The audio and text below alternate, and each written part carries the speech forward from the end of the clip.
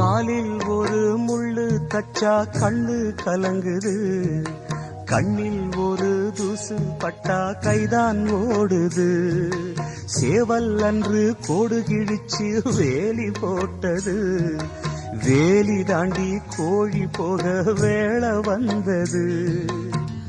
அக்கம் பக்கம் யாரும் இல்ல, ஆபத்துக்கு பாவம் இல்ல, பாசத்துக்கு சட்டம் இல்ல, மீறுவது குத்தம் இல்ல. பாசத்துக்கு ரெக்க முளைச்சு பறந்து போகுது தன்னால. சம்சாரம் அது மின்சாரம், சம்சாரம் அது மின்சாரம்.